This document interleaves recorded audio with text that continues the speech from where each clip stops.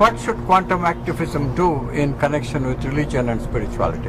There is also an associated question, because we, in a sense, the new paradigm based on quantum physics and the primacy of consciousness has integrated science and spirituality. This brings up the question, in view of the fact that spirituality is scientific, do we even need religions today, which used to in the olden days teach us spirituality?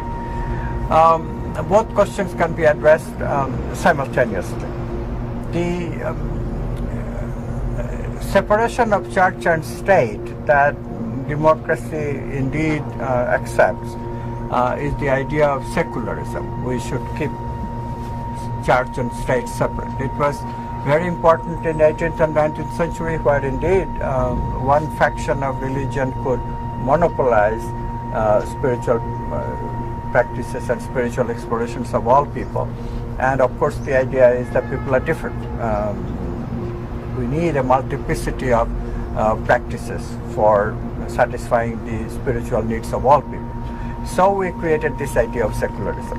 But eventually secularism itself became a barrier, because we cannot even teach things that are really spiritual and scientific rather than religion and sectorial.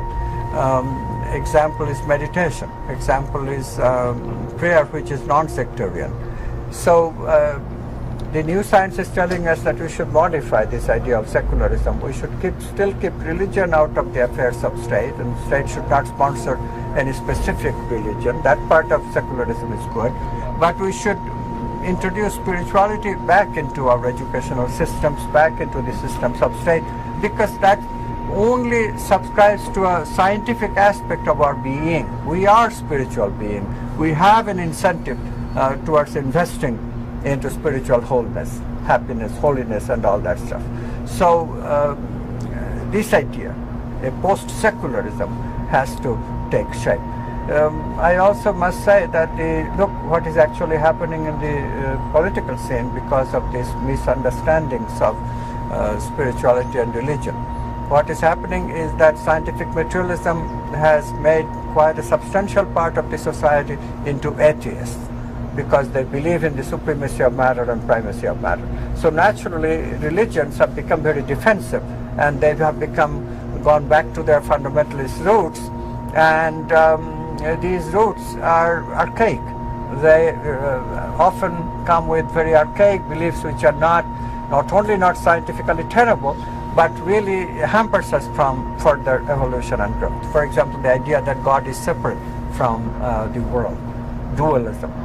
Dualism is not a scientifically accepted idea, but dualism also prevents us from really using the idea of God, using the idea of that there is a causal force in our life that is not materially sourced and materially directed. If God is separate from us, then we cannot obviously use the causality that comes from God in our life with our own volition. The distinction of free will and God's will, human will and God's will, is a disastrous idea. So the new science tells us that there is only one source of free will. You can call it God if you wish, but in the new science we call it non-local consciousness. The idea that there is, besides the individual ego consciousness, which is very local, very signal-oriented, there is a consciousness, an ordinary state of consciousness where we don't need signals to communicate. We are interconnected already. And this is what spiritual traditions call God. We now can call it non-local consciousness. Non-local because it does not require any signal. So in this way, if we integrate both the ideas of scientific materialism, that matter is valid, which spiritual traditions ignore, and the idea of spirituality that spiritual traditions put up but materialist scientists ignore, if we can put them together, and we must, because that's what the new science is telling us, then that kind of integration can solve the problem of polarization that is affecting society in a major way, that is affecting all societies in such a way that 50% of the people rather prefer to be dualists and 50% rather prefer to be atheists and materialists, and both have become exclusive dogmas. The new science can integrate, it's inclusive, but who is going to hear? Because both sides are so polarized. And you have to use activism to unfreeze us from this very frozen situation, the complete polarization. I think this is the major task. This is one of the major tasks of quantum activism. We have to bring the message of the new science to both camps and let them see that indeed we don't lose anything. Both sides are included. There's nothing to lose and everything to gain. But we have to be patient in the process. We have to use means in such a way that they're compatible with our end objectives. And this is what quantum activism tries to do.